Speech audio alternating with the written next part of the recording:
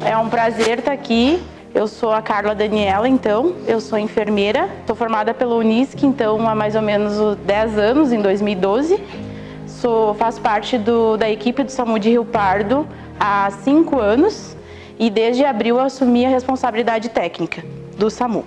Então, hoje a gente veio falar um pouquinho sobre o funcionamento, e dinâmica do trabalho, e do SAMU. É um programa, então, do governo federal, de 2003. Ele é em parceria, então, com os governos estaduais e municipais aqui em Rio Pardo, A finalidade dele, então, é para diminuir a taxa de óbito, com um atendimento de excelência aí. Bom, em Rio Pardo, então, a gente pode contar com esse serviço de atendimento móvel desde 2011, onde foi implantado, então, o suporte básico de vida. E desde 2014, a gente conta com o suporte de atendimento avançado, que é a nossa UTI móvel, considerada uma UTI. Hoje, então, no nosso município, a gente tem 3 tipos de ambulância, Para informação geral, a gente sempre tem, em outros lugares, metrópoles, outros lugares que tenha rios, a gente pode ter tanto aeromédico, a ambulância, essa é uma branquinha do município, e também tem a motolância, Hoje no nosso município todas são terrestres, todas as nossas ambulâncias são terrestres. Tem a do tipo A, então, que é a ambulância que é considerada de transporte, que é a famosa branquinha, a que leva aí os pacientes para consulta, para algum exame específico em outro município, ou aquela consulta meu familiar tá ruim, tem um idoso lá em casa e ele precisa de uma consulta. Isso vocês podem ligar para o posto central e agendar. Eles levam para consultas eletivas, que não tem urgência, Mesma coisa, exames em outra cidade aí que não é eletivo, não é de urgência. Essa é nosso primeiro tipo de ambulância que a gente tem. Tem a de tipo B, que então são consideradas as de assistência, as que têm que prestar atendimento, que no caso é a SB, a de suporte básico de vida. E a de tipo C, que é a de suporte avançado de vida, que também é considerada uma que tem que prestar assistência. Hoje, então, no nosso município, a gente conta com 2 ambulâncias, Uma de suporte básico e uma de suporte avançado, a SA-37 e a SB-157. A nossa equipe é composta, então, por 6 médicos, por 4 enfermeiros, 4 técnicos, 8 condutores, um RT de enfermagem, que no caso sou eu, que eu sou responsável por todos os condutores, técnicos, enfermeiros, e o RT médico responsável somente pelos médicos. Além da minha responsabilidade com a equipe, eu sou responsável pela base do SAMU, por medicações que eu pego na Secretaria de Saúde, manutenção de ambulâncias, todo e qualquer problema de dentro do nosso plantão ali, administrativo sou eu que resolvo. Outros problemas de dia, de turno, é sempre o enfermeiro, o chefe do plantão. Então, a ambulância de suporte básico de vida, a equipe da SB, ela é composta, então, por condutor e técnico de enfermagem socorrista. Os dois, ele tem os mesmos treinamentos e eles estão preparados para todo tipo de ocorrência. Então, como eu botei ali, técnicos de enfermagem, condutores socorristas, mesma coisa. Desde um trauma, desde uma torção até uma PCR, que é uma parada cardiorrespiratória. A maioria dos atendimentos da SB são considerados clínicos, ou também eles fazem trauma, mas geralmente de cenas leves, que a gente diz, paciente consciente, óbvio, tem outros momentos que eles pegam cenas mais graves. Mesma coisa, quando a SA está em transporte, eles ficam cobrindo toda a cidade em Rio Pardo. Eles pegam quedas, hipoglicemias, os clínicos, Todos os atendimentos, eles recebem orientações médicas da regulação do estado via telefone. Todo o atendimento que a SB pega, como eles não têm médico, quem respalda eles é o regulador médico, esse regulador que fica em Porto Alegre, Eles chegam numa hipoglicemia, O paciente está inconsciente, a hipoglicemia está em 30, Eles não podem tomar nenhuma conduta sozinhos, Eles têm que ligar para a regulação, para o 192, como a gente faz, e passar o caso ou passar hoje vocês cadastram, bebê? Vocês fazem... Passa pelo Smart. Passa o caso, informa o médico da situação e normalmente o médico com brevidade ele já nos passa qual a conduta a ser tomada. Eles passam uma prescrição nesse smartphone, é um telefone normal. E aí sim eles fazem toda a medicação que o paciente necessitar, né, por essa prescrição via telefone. Se a SB chegar numa cena e se deparar, tá, com uma PCR, com uma parada cardiorrespiratória, o protocolo é iniciar as compressões, né, iniciar as manobras de ressuscitação e pedir apoio para a SA, sempre. Se a SA não estiver na cidade, é como eu disse, eles têm todo o treinamento para estar encarando isso aí, tá? O que vai mudar de uma PCR com a SA no local da SB, tá, é a intubação. Eles têm que, se a gente não tiver na cidade e der uma PCR, eles vão atender essa PCR, eles vão fazer toda a manobra de ressuscitação até a porta do hospital. Como a gente está falando de SB ainda, e é o que eu quero focar aqui, é no técnico de enfermagem, né? Técnico de enfermagem, então, hoje, para fazer parte do SAMU, tá? Todo mundo acha que é muito fácil. Então, hoje, para tu fazer parte do SAMU, tu tem que ter, no mínimo, o curso de BLS, o curso de APH, e no mínimo de 1 ano de experiência comprovado em emergência. Depois disso, no momento que tu faz essa parte toda, que tu tem isso tudo e tu é escolhido para estar numa base, tu vai fazer um curso introdutório, tá? Que é da regulação médica, lá da regulação de Porto Alegre, onde tem a parte teórica e a parte prática. A parte teórica, então, é onde tu vai para um curso em Porto Alegre, lá no São Pedro, e é onde passa um basicão, quase que um BLS, né? Um basicão BLS. O prático, então, tu é mandado para uma base longe da tua região, fora da tua região, não pode ser a base que tu vai trabalhar, e tu tem que passar 48 horas de plantão nesta base, agindo normalmente lá como se tu fizesse parte da equipe. Quem vai te avaliar e vai te aprovar para estar apto para o SAMU é a coordenadora desta base. Se tu não tiver apto ali, tu já tá fora. Então, uma das funções dos nossos técnicos é, quando chega na base, tá? Todo dia, checklist diário de materiais, medicamentos, equipamentos. Medicamentos, a gente tem checklist hoje, né? Papel. Tem que ver se tá todos os números de medicações que a gente precisa, né? Para dar continuidade aí no plantão, mais os vencimentos, né, de todas as medicações, não pode ter nada vencido. A gente tem vigilância da saúde em cima de nós, tudo dentro da nossa ambulância é datado, tudo nos conforme. Eles têm sempre que manter as mochilas, né, em perfeito estado para o atendimento. No caso, vocês vão ver mais tarde, mas a gente tem mochila de trauma, a gente tem mochila de medicação, a gente tem na SB, né, tem mochila de sinais vitais. Basicamente, sinais vitais e medicação. Tem uma mochila por trauma, que a gente tem básico.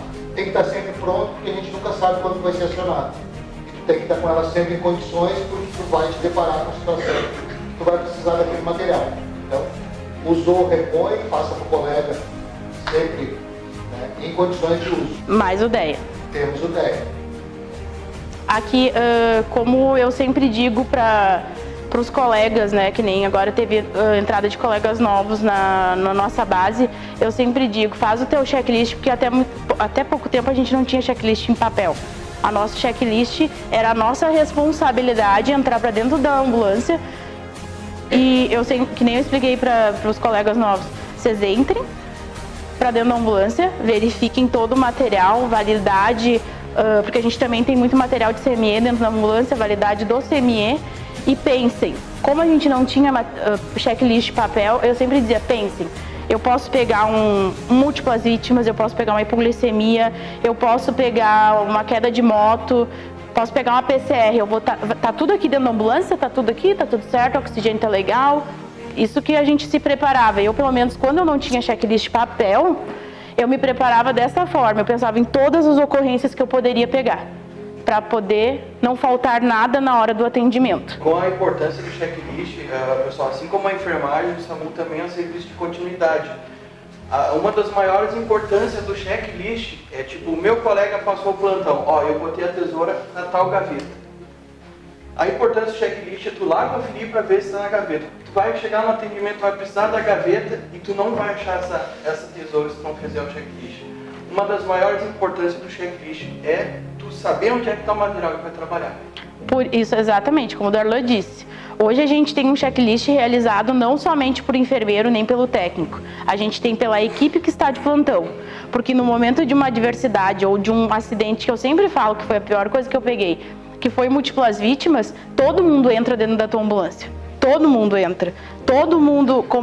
A gente é uma equipe. Equipe de 2, equipe de 3. Mas na hora do atendimento a gente vira um só. E naquela hora que a gente está precisando ali, todos têm que saber onde é que tá. Não pode jogar para falar, não, mas a Carla sabe, vai lá, Carla, pega tudo. Não. Agora, na ambulância, isso ajuda bastante no atendimento, pois nem sempre tu vai estar dentro da ambulância com luz de alta qualidade ou dentro da residência que tem a luz bastante. A gente vai em casa que às vezes não tem luz, né, uma luz de vela ou um tipo daquele luz amarelinha, que é o que tem, e às vezes também pega uma acidente na parte de noite. Vai abrir uma letra para fazer o quê? Onde é que está a dúvida? Então, por isso, o checklist, tu pode ter matéria de onde é que está, ajuda bastante na hora do atendimento. Ô pessoal, assim, a gente tá falando de checklist, mas eu não sei se todo mundo sabe o que é um checklist, né? O checklist, é verdade. Ele é composto por umas 5 folhas que está escrito todas as medicações e todas as quantidades. Agulha, atadura, garrote, abocate, tem todos os abocates, a numeração deles. São as 4 tudo que tem dentro da ambulância, tudo. Cada agulha, cada parafuso, tudo está nesse checklist. Equipamentos é a mesma função, tá? Entra dentro do nosso checklist. O equipamento que eu digo é o DEA, tá? É o oxigênio da parede, é os oxigênios. Eles têm que conferir tudo, se tem oxigênio, se o DEA está ligando e desligando. Reposição de materiais e medicações a cada atendimento. Toda vez que a gente sai para um atendimento que a gente usa qualquer coisa, é reposto na nossa ambulância.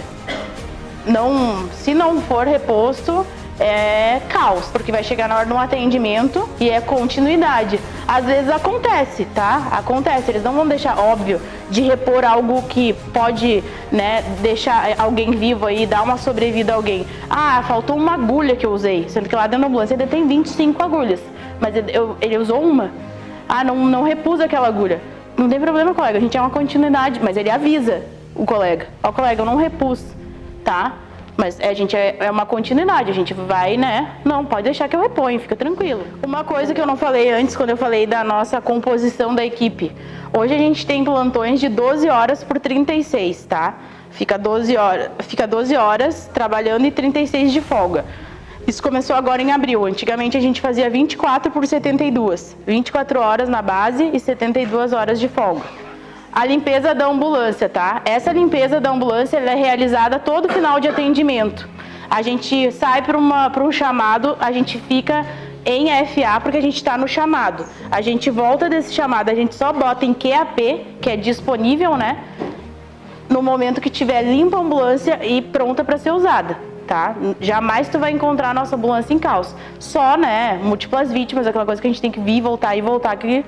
E, além disso tudo, eles executam as prescrições médicas, que foi o que eu falei antes, que vem pelo smartphone. Se está preparado, então, para todo tipo de urgência e emergência. Então, o nosso condutor socorrista, tá?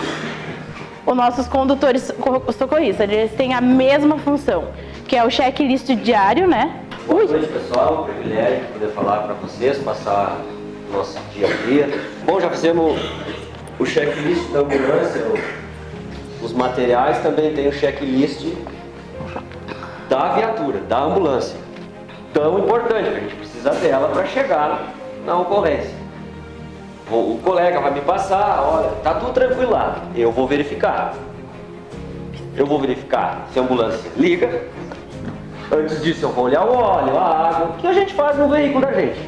Só ela tem, porém, mais características. Sinais luminosos, a sirene, muito importante, precisa funcionar, porque é ela que vai identificar já de longe, ó, é a sirene, é a ambulância, né? Vai dar o ladinho aquele, todo mundo já viu a ambulância aí, deu o ladinho, né? Nem todo mundo. Não deu. Às vezes a gente fica bravo, pô, aí a gente até diz, tomara que seja um familiar teu, porque a gente precisa do tempo, né? Existe o tempo de ouro, né, cara? Tempo de ouro, que é 6 minutos. Então a gente recebe o chamado, é rápido, eu preciso estar com aquela viatura em condições para na via, com todo o trânsito que a gente tem hoje, a gente dirige hoje, um carro de passeio nosso ali, a gente já se irrita. Então tu imagina tu, com a tua adrenalina lá em cima de um chamado que tu recebeu, tu ter que chegar rápido, cuidar todos os veículos que tem, preocupado com a vítima que chamou e preocupado com a segurança da tua equipe, que é o fundamental. Eu preciso chegar rápido, mas com segurança.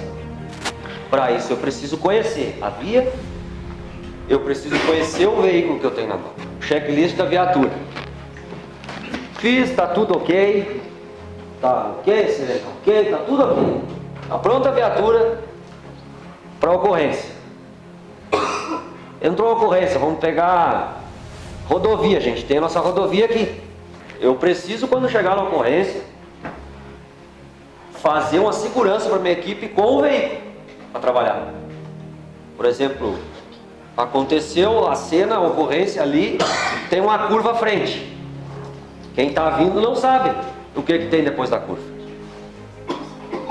Enquanto a técnica, o enfermeiro ou a equipe vai ao paciente, eu tenho que saber, não, ali tem uma curva. Eu me adianto, vou lá e sinalizo a curva. Dentro da ambulância tem os cones. Sinalizo aquela curva. No atendimento é aqui, eu vou lá e protejo, é uma barreira de sacrifício que se chama.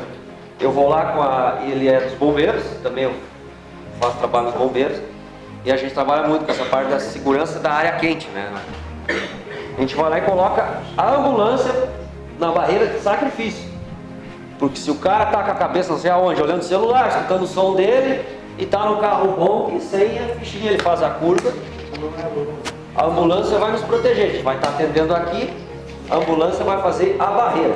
É muito fácil dizer, só dirige, né? Todo mundo tem ideia que o condutor do SAMU só dirige. Fica, embarca na viatura, fica atrás do volante e deu. Ó, ele é motorista. Aí a gente já, a gente já sai trabalhando no trabalho. A gente já sai com essa carga, com essa responsabilidade nas costas de, primeiro, da segurança da nossa equipe, lembrando que sempre que a gente tem a família em casa, primeiramente, a gente tem que pensar na gente, porque a vítima já é vítima. Cara, a gente vai lá para socorrer a pessoa, a gente quer salvar aquela vida.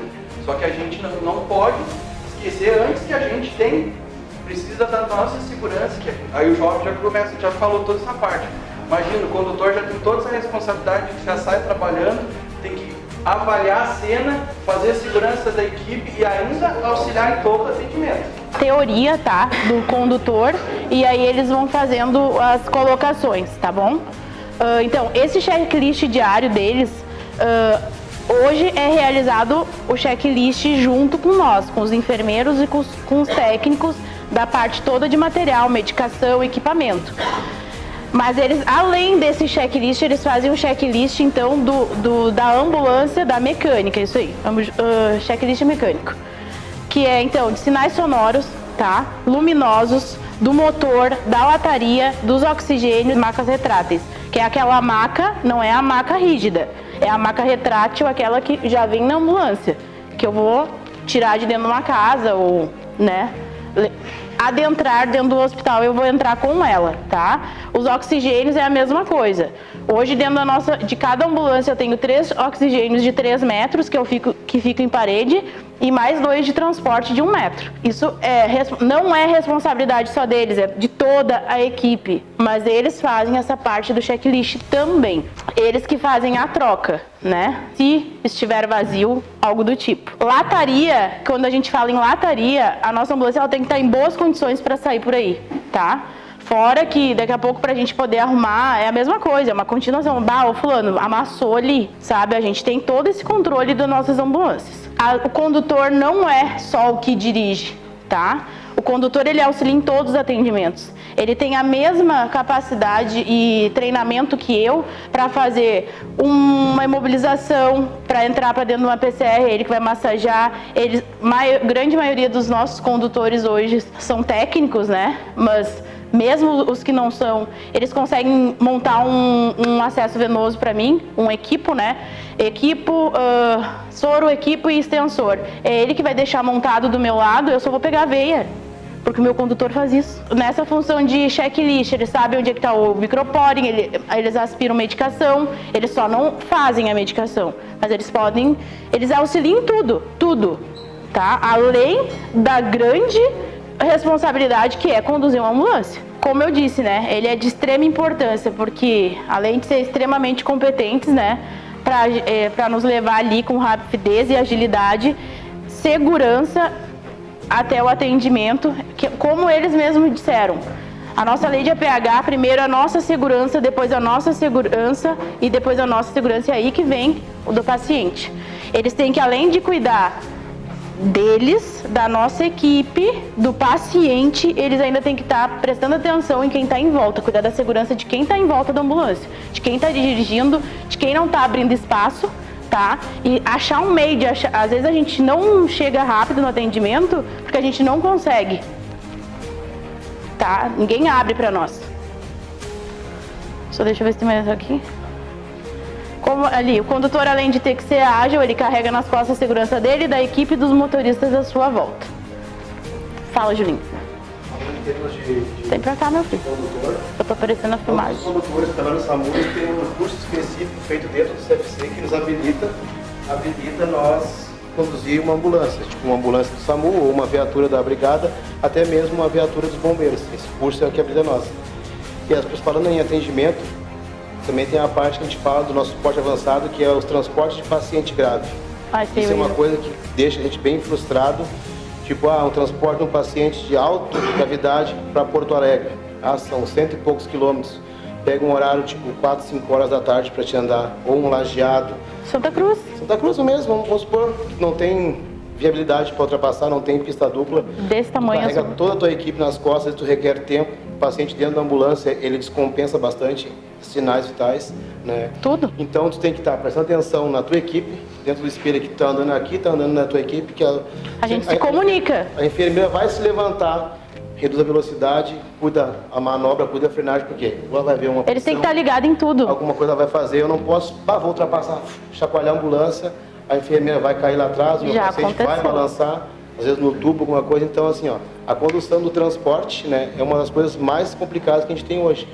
Pega mesmo Porto Alegre, 100 e poucos quilômetros, daqui 5 horas da tarde para andar, é complicado. Então, isso também, a ida é bem cansativa, porque daí tu tem toda aquela tensão da estrada, tensão do paciente, e que nem diz aqui a colega, né?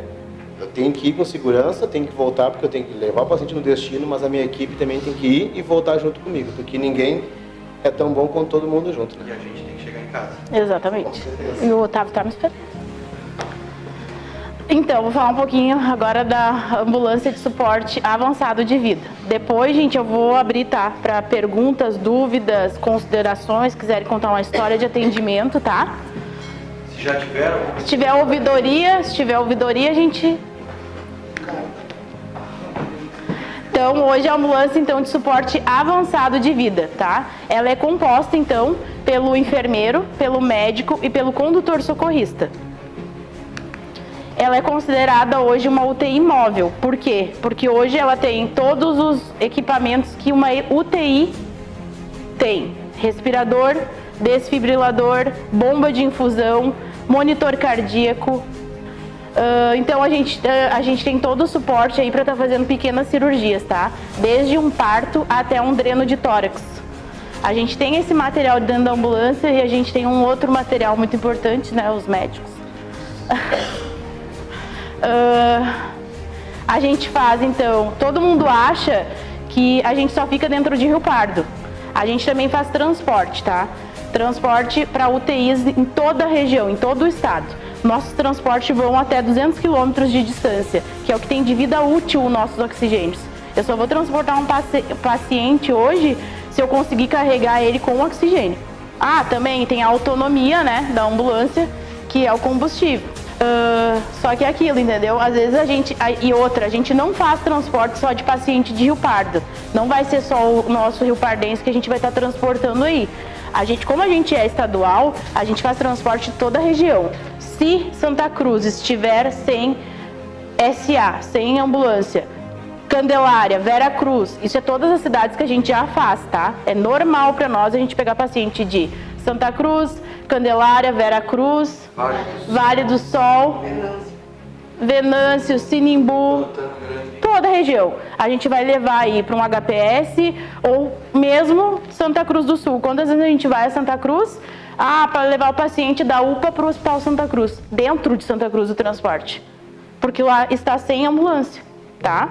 Então a gente sempre, se vocês passarem aqui na base do SAMU, vocês vão sempre ver as duas ambulâncias, se não estiverem em atendimento. Caso esteja só uma, sempre pode deduzir, ou a gente está num transporte ou a gente está num atendimento. Mesma coisa, acidente com múltiplas vítimas, tá? Sempre vai sair a equipe. Mais de 3 vítimas, a gente sai com as duas ambulâncias. Se acontecer um acidente de múltiplas vítimas e aparecer somente uma ambulância, é porque a básica está sozinha com todo o Rio Pardo. Mais ou menos o que eu tenho lá dentro, que vocês vão ver, um desfibrilador, um monitor cardíaco, um respirador, um aspirador, que eu tinha esquecido de falar, tá? O básico. Então, as atribuições do enfermeiro, tá? Mesma coisa, realiza o checklist de todo material, medicação e é responsável também responsável pela limpeza da nossa ambulância. No momento que a gente chega no plantão, a gente passa e recebe o plantão. É que nem dentro de um hospital, com todas as intercorrências, tá? E falando todos os atendimentos que deu, OSB, a gente tem um livro de plantão, tá? Que a gente vai botar a nossa equipe, que tá daquelas 12 horas, SA e SB. Quantos atendimentos deu para cada uma, né? E as intercorrências embaixo. Essa é a nossa passagem de plantão. E logo após a gente vai pegar o smartphone, que é um celular normal, tá, gente? Só que tem um aplicativo que é da Tru, aonde a gente passa para a regulação, que ele é da regulação, onde a gente passa a nossa equipe que está de plantão aquele dia, tá? Então a regulação sabe exatamente quem está aqui na base de Rio Pardo, na SA 37 e na SB 157. A gente não pode sair da base sem a autorização da regulação médica, tá? Bom, já vou entrar nesse assunto. A nossa regulação médica, que é quando vocês ligam para o 192, cai em Porto Alegre. Eu não tenho telefone fixo na base. Eu não tenho telefone fixo em Rio Pardo. Nada, não tenho nada direto aqui. Vai cair em Porto Alegre. Então, voltando para o smartphone, essas pessoas que estão lá, elas são, né, com o GPS que tem no nosso celular e na nossa ambulância, porque não é só no celular, na ambulância também tem GPS, eles sabem de todos os nossos passos, aonde a gente anda. E às vezes eles conseguem passar a melhor rota para a gente chegar no endereço.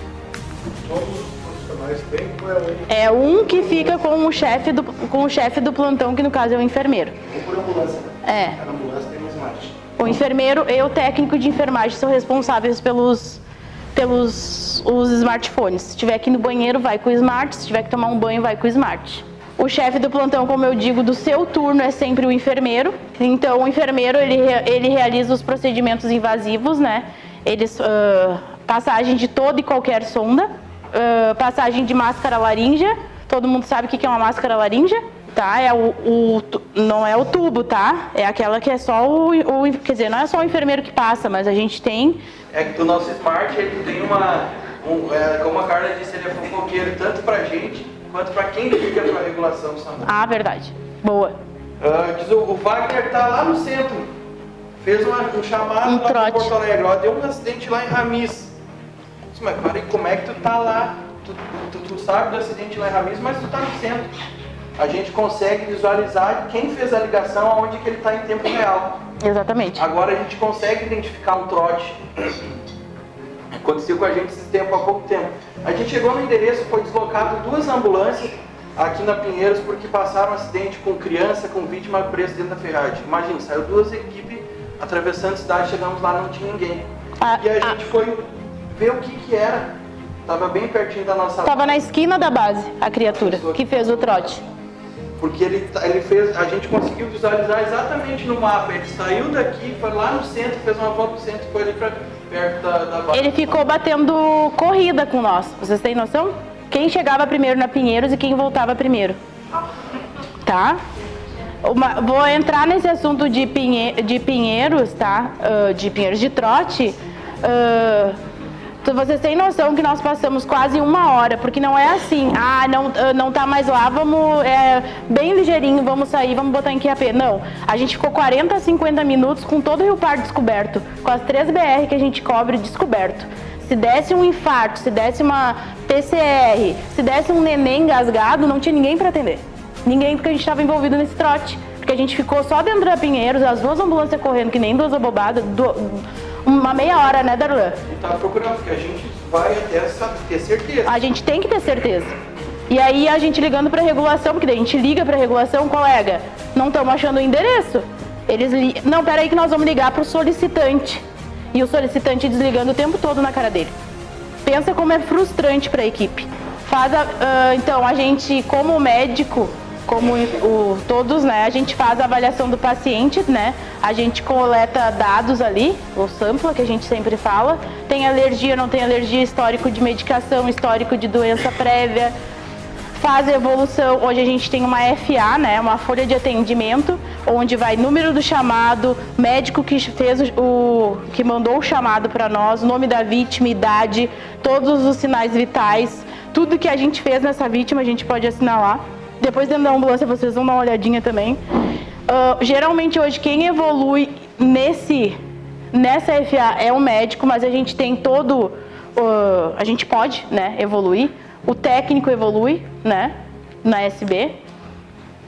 E a gente é competente aí para manusear todos os equipamentos de dentro da ambulância. A gente manuseia o desfibrilador, o monitor, a gente muitas vezes bota parâmetro hoje eu sei botar parâmetro por causa do Dr. Rodrigo, mas a gente bota parâmetro em respirador, tá? A gente tá preparado para qualquer coisa. Médico, então, a parte deles hoje, dentro... ali na nossa base, eles são responsáveis pelo checklist da mochila de vias aéreas, tá? Não falei na ambulância SA. Na SA a gente também tem mochila de medicação, mochila de via aérea, mochila de trauma, a gente tem o kit parto, kit dos recém-nascidos agora, né? E a de vias aéreas, que é a parte que é uma mochilinha que eles têm tudo para intubar, fazer uma intubação em cena, né? Então, eles são responsáveis por isso. Hoje, graças a Deus, na nossa base, a gente está com um time, não que a gente não tivesse antes, mas hoje a gente tem um time que é de alto nível, alto nível. Eles fazem o checklist, vocês têm noção, isso para um médico, tá? Fazer um checklist, sabe aquele checklist que eu falei de material que o enfermeiro faz, que o técnico faz? Eles vão para dentro da ambulância junto com a gente fazer. Isso não é comum, gente. Isso não é muito comum. Tem muito médico que não vou fazer. Por que eu vou fazer? E hoje não, a gente tem um time muito, muito massa. Que eles fazem principalmente a de medicações, que eles gostam de ver o que tem de medicação ali para saber o que usar na hora de um atendimento, né? Permite uma parte?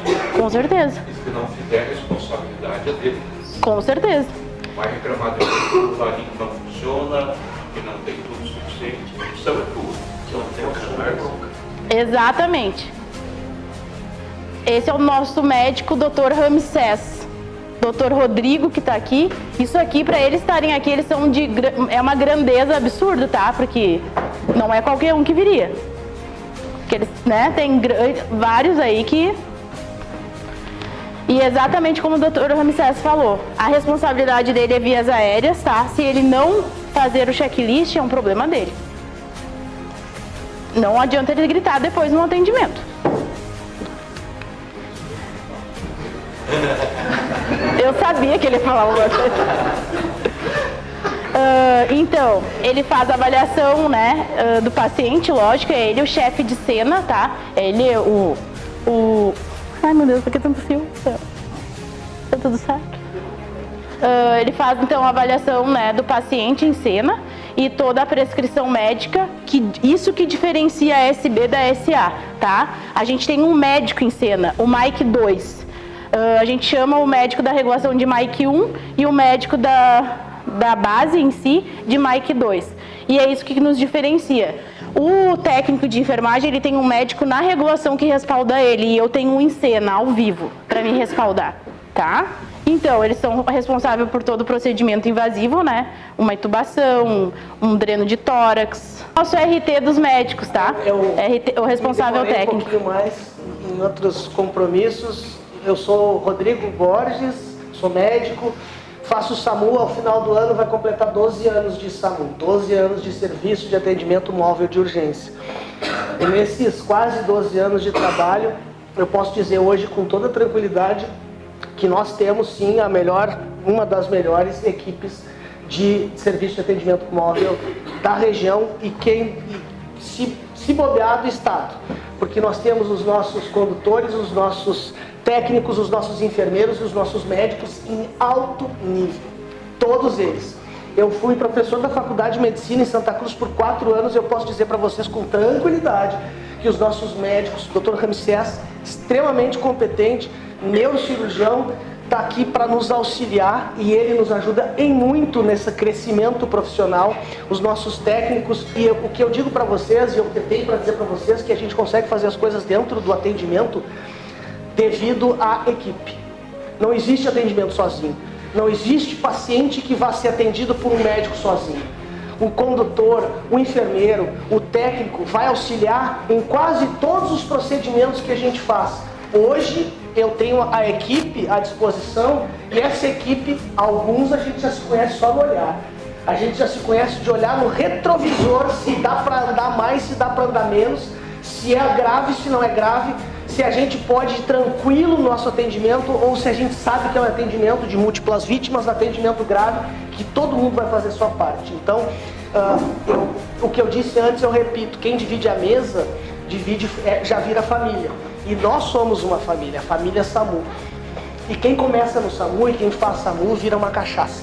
E essa cachaça a gente não perde mais, porque é um vício. E esse vício a gente tem que cada vez melhorar os nossos atendimentos, melhorar o nosso tempo-resposta, melhorar o nosso tempo de atendimento, melhorar o nosso atendimento ao paciente, melhorar o transporte do paciente ao hospital, para deixar o paciente no hospital com segurança e só depois disso a gente pode voltar para a base. E às vezes a gente nem volta, né, Ramsés? A gente continua com o paciente dentro do hospital, às vezes para auxiliar os colegas dentro do plantão, para fazer uma intubação porque o colega do plantão não consegue fazer, ou para passar um acesso central que o colega do plantão não consegue fazer, e a gente às vezes bota a ambulância fora de ação, que é em FA, mas continua auxiliando o paciente trabalhando. Isso é uma coisa legal porque é uma cidade pequena, nós estamos numa cidade de interior, praticamente todo mundo se conhece, e é importante a gente dizer que ninguém de nós está livre de algum evento, né? Eu posso dizer por mim, meu pai, Dr. Índio, quem conhece o Dr. Índio, 46 anos trabalhando na pediatria no município de Rio Pardo, ele precisou de atendimento SAMU. Eu chamei o SAMU e eu fiquei 20 minutos esperando uma ligação para a gente conseguir um aporte da regulação de Porto Alegre para nos mandar para a ambulância deslocar para o atendimento. E ele precisava, porque eu estava ao lado dele e eu comecei o atendimento do meu pai. Então, assim... Mas tu estava tranquilo com a equipe que ia atender ele, né, doutor? Sem dúvida nenhuma. Porque quando a equipe chegou, eles viram que eu estava emotivo, era o meu pai. Eu estava extremamente abalado com o que estava acontecendo. E quem tomou as rédeas do atendimento foi a equipe. A equipe me disse: Rodrigo, deixa que agora a gente vai atender, fica tranquilo, vai lá, porque eu não era mais médico, eu era familiar, filho de um paciente, eu era familiar. Então eu digo para vocês que o médico, fazendo todas essas coisas que a gente faz hoje, checando via aérea, conversando com os colegas, até bem pouco tempo atrás eu dava os cursos dentro da base do SAMU para os técnicos, para os enfermeiros, para quem quisesse, na verdade. Porque assim, ó, gente, além de todos os atendimentos, os transportes que a gente faz treinamento dentro da base. Quem dava esses treinamentos, e a gente agora quer retomar, é os médicos que nos passam conhecimento. Como o doutor disse, a gente tem uma equipe hoje de alto nível. Como ele disse, o APH é uma cachaça e quem vai para dentro do SAMU quer saber tudo para não errar em cena, porque a gente não tem essa como é que fala? Chance? Acho que é. Às vezes a gente não tem duas chances, né? A gente não tem isso. A gente não tem duas chances para atender um paciente. Às vezes aquela é a última chance dele e nossa. Nós por ser equipe, ele por ser paciente. Então assim, se a gente fizer alguma coisa errada, e isso pode acontecer, porque ninguém está livre de erro, às vezes chega na base e a gente conversa entre si. A gente faz o que round. nós poderíamos ter feito de diferente que fizesse alguma melhoria no nosso atendimento, para a gente checar os nossos erros, ver o que poderia acontecer de diferente para melhorar o paciente, para o paciente sair melhor atendido e depois a gente fazer isso no próximo atendimento. A gente se autoavalia. Todo o atendimento a gente avalia. Eu digo para vocês que, me desculpem de novo o atraso, eu não gosto de chegar atrasado, mas eu não poderia deixar de vir aqui hoje dizer para vocês que a equipe SAMU Rio Pardo é extremamente competente. Nós temos os médicos e todos eles, não tem nenhum que seja um médico relapso ou que não esteja muito afim de trabalhar ou que não esteja muito afim de estudar, entender e saber e passar conhecimento. Vocês podem ter certeza que se em um outro momento isso acontecer de novo, vocês podem ter certeza que os outros médicos vão vir para cá também, vão passar informação e com certeza a gente está disposto sempre a passar conhecimento. Com certeza. O mais importante, porque eu passo conhecimento médico, o bebê me passa conhecimento técnico, o Julinho me passa conhecimento de condução e é assim que a gente vai construindo essa família.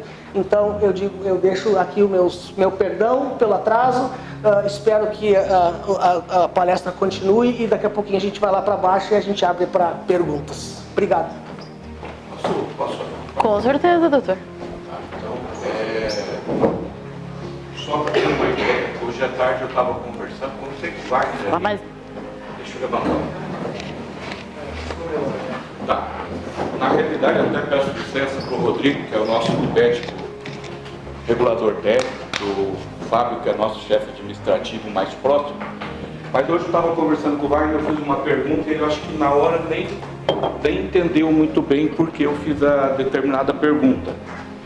Porque a primeira coisa que eu observo, já estou bem mais velho que a média, eu estou com 52 anos, é que existe um perfil de profissional para cada área dentro do atendimento em saúde. Mas, por exemplo, se você vê 100 traumatologistas, ortopedistas, você vai ver muita semelhança entre 100. Gineco a mesma coisa, neuro a mesma coisa, apesar que neuro tem muito homossexual, mas eu ainda estou livre. Né? Cada setor tem isso.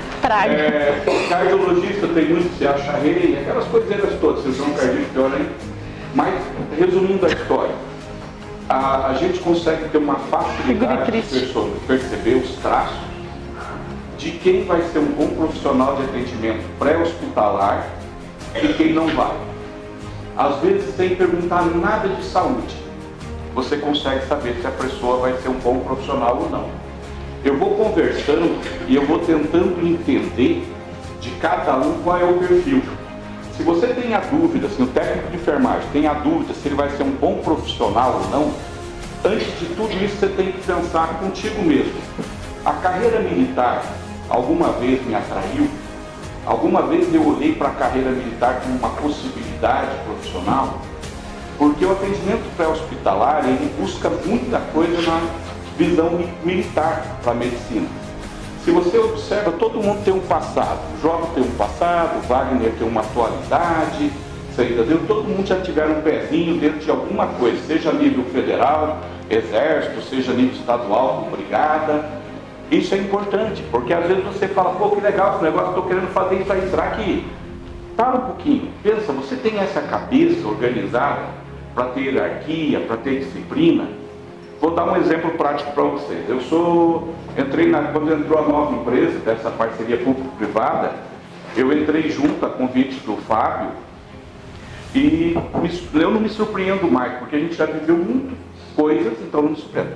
O Baby chegou para mim e perguntou assim, nós acabamos de fazer um atendimento, o bebê deve ter a minha idade, pouca coisa mais novo, né, bebê? Pouca coisa mais novo. E ele perguntou para mim, e o atendimento, o que tu achou? Tem alguma coisa que você pode me dizer para melhorar? Quando você escuta a pessoa falando, essa é a pessoa certa para a função que ela está.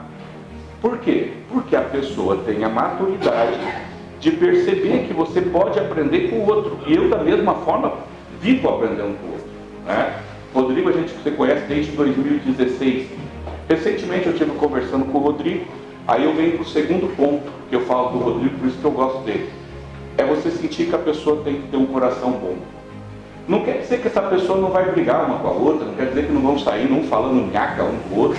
Isso não é a parte. A parte é a essência do ser humano. Você gosta de cachorro? Você gosta de animal de estimação? Você tem essa percepção de família? Você tem amor pelos teus filhos? Você tem amor pelos teus pais? A família para você é um elemento importante? Se você falar, então você já sabe que você começa a desenhar um perfil. Carreira militar nunca me criogeniza, tá? Mesmo com a história da Revolução de 64, com a história, mas não me criogeniza. Opa, ponto positivo. Você sente o amor verdadeiro pelo próximo? Você tem essa percepção de família? Ótimo. Segundo ponto positivo. Daí vem a questão da formação técnica. Só que a formação técnica não é feita em 1 ano, 2 anos, 3 anos, 6 anos, 7 anos, 10 anos. Não é. A minha formação é 6 anos de medicina, 5 de neurocirurgia, mais 2 de endovascular e mais 1 de neuropatologia. Daí depois disso, eu vou para dentro de hospital, a gente tem que concorrer, classe média baixa, tal, fui para UTI, fui para atendimento de empresas privadas pré-hospitalar, todo mundo conhece a EcoSalva da Vida, todo mundo que já foi para Santa Catarina conhece a Artéries, rodovia. Só que você vai e o padrão é muito parecido. As pessoas são muito parecidas. E para você ser feliz naquilo que você faz, de certa forma você tem que começar a perceber se você tem esse padrão. Por que isso daí? É só a gente parar para pensar. O que é uma unidade avançada? Hoje, quando eu perguntei para o Wagner, eu falei, Wagner, qual que é a dinâmica? Quanto espaço tem uma maca? Por que isso? Porque na minha cabeça eu estava pensando, se eu tenho um armário desse lado, esse armário já tem o tamanho de uma maca, de profundidade. Eu tenho uma maca no meio, eu tenho espaço inferior a uma maca e eu tenho o lugar do banco, que é menor que uma maca. Então, na melhor das hipóteses, eu tenho espaço equivalente a 3 macas e meia. Qual que é o comprimento? Um pouco mais do que o tamanho do paciente. Tu está disposto a trabalhar nesse ambiente? Eu já trabalhei com transporte aéreo, paciente aéreo transportado. É a mesma coisa de uma UTI. A única diferença é que ele faz assim, enquanto a UTI faz assim. Você entende? Então essa percepção que você tem. Eu estou disposto a trabalhar num espaço fechado. Às vezes, quando é uma unidade básica, sozinho, que é o técnico, porque o motorista está dirigindo. Ele está sozinho aqui. E não vem com essa história de que eles vão ser chamados só para coisa simples e que nós vamos ser chamados só para coisa complexa. Às vezes eles são chamados para as coisas complexas e nós para as coisas simples. Então isso tem que parar para pensar. Porque se você parar para pensar, você vê um senhor de 90 anos falecer na sua frente, é triste. Mas o teu cérebro vai trabalhar dele. Agora, se você tiver que pegar uma criança de 1 ano de idade, 2 anos de idade, que foi ejetada de dentro de um carro e está debruçada com o rosto todo ralado em cima de um asfalto quente. Eu já vi isso. Eu já vi uma pessoa que parou para arrumar um caminhão, veio um ônibus, bateu atrás, e ele tinha a capota do ônibus levantada, o 608, e arrancou o topo do teto. Você via os vasos do base do cano, não tinha mais sério. E essa pessoa caiu numa direção e a esposa viva de cabeça com ele. O marido morto, ela viva, e querendo saber como o marido estava. Você tem que estar ali pensando, o que eu posso fazer por essa senhora? Como que eu me viro para disfarçar que não está morto o marido dela aqui do lado, certo, esparramado? E nisso tudo você tem que pensar ainda, será que a hora que os caras forem pegar o almoço eu já vou estar na base, eu tenho que pagar o almoço? Você entendeu a loucura da cabeça? Então comece a trabalhar, logo que eu, pensando aqui se é possível que eu traga alguma informação para ajudar vocês, primeiro se identifica, vê, eu tenho perfil para esse tipo de serviço. Se você gostar de trabalhar com uma equipe de pessoas que vão ter traços militares, mesmo que nunca tenha entrado numa unidade militar, a maioria vai ter alguma história com história militar. Se você consegue trabalhar tanto tempo com essa pessoa, que você às vezes vai começar a discutir com pessoa que é teu amigo, sabe? E tem pessoas que a gente fala, ó, pega uma colherzinha de sal e coloca na carne moída e guarda 1 quilo de sal no armário.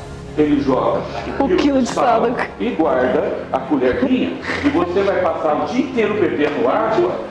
Não entendi. Entendeu? Por causa da pessoa, eu sei que Eu nunca imaginei que tu ia usar isso. mas vocês entenderam? Então assim, ó, sem tomar muito tempo, porque eu acho que a Carla tem muito mais coisa produtiva para falar. Mas a gente vai ficando mais velho e, curiosamente, isso eu tive numa das primeiras aulas da faculdade de medicina. Um professor meu, que ele era ligado à Universidade de Washington, era uma pessoa cheia das estrelas, e ele falava, a coisa mais idiota da medicina, que quando você mais sabe medicina, é a hora que você está menos disposto a ajudar o próximo. Quem são os profissionais que vão para a linha de frente? Atendimento pré-hospitalar, UTI, pronto-socorro. Na maioria deles são os médicos mais jovens. É aquele médico que vai, ou técnico de enfermagem, ou enfermeiro, eu falo da parte médica, que você vê que a pessoa, você vê que ele é uma pessoa boa, você vê que ele tem qualificação, mas ele tem nervoso que ele não consegue entubar uma pessoa. E você chega sem nada, pega o laringo, levanta, passa o tubo e o cara fica falando, pô, o que é isso? Você entende? Então tudo isso tem que ser trabalhado. Sempre lembrando, conhecimento constante, nunca vai parar de ter conhecimento. Conhecimento deve ser usado como uma ferramenta de apoio em benefício do próximo, não usar para tentar criticar o colega que está do lado ou querer dizer que sabe mais do que o colega que está do lado. Exatamente. Você tem que usar o conhecimento em prol do seu paciente. Eu já vi todo tipo de pessoas que ele usa o conhecimento dele como se aquilo fosse algo maior. Eu continuo com aquela ideia antiga, lá da época da Grécia.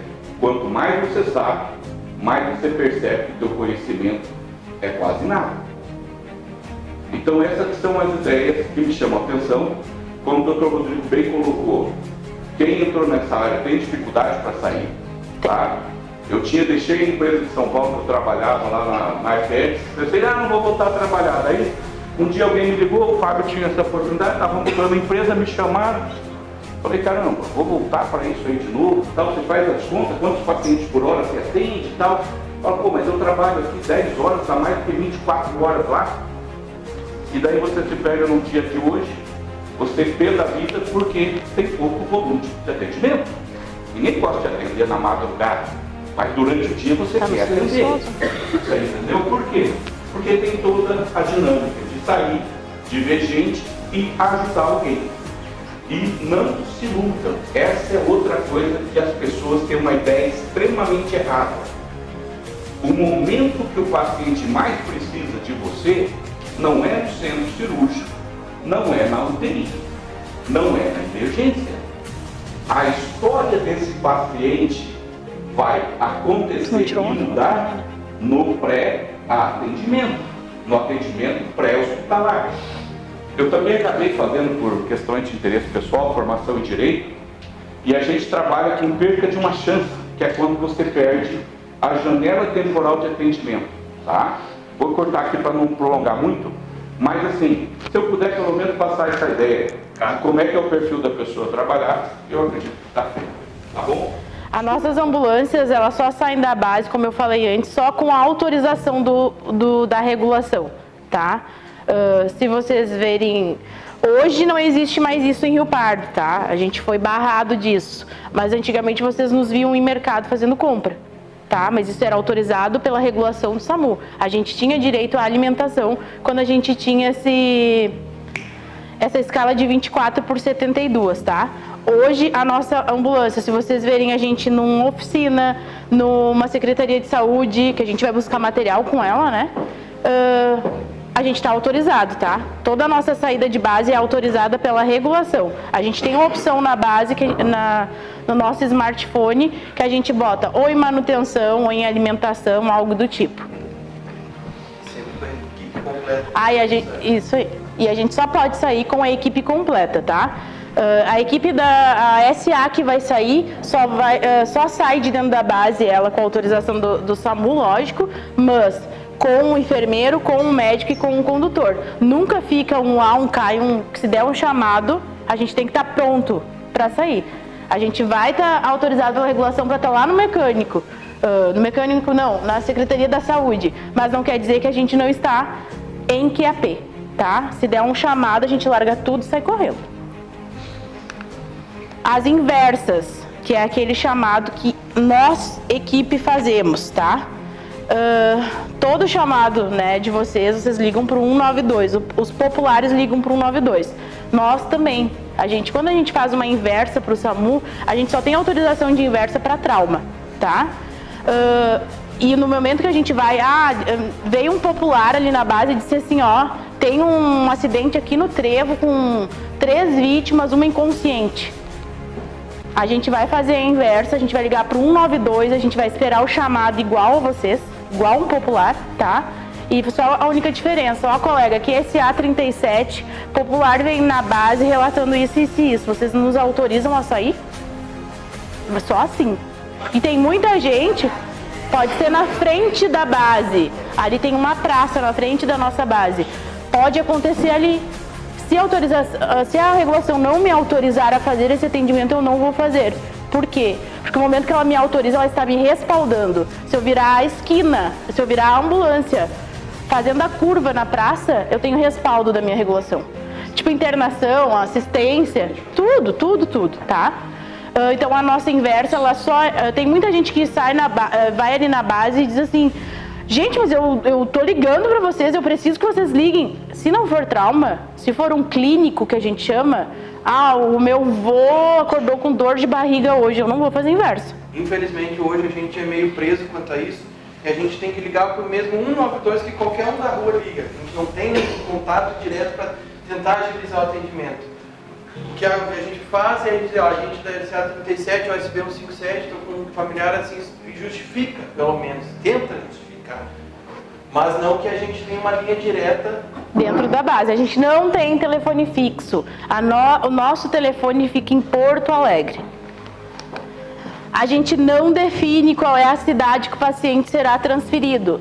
Tem muitos familiares que vão bater na porta da base e dizer assim, Carla, por favor, consegue esse leito de UTI. Na época do Covid isso teve, tá?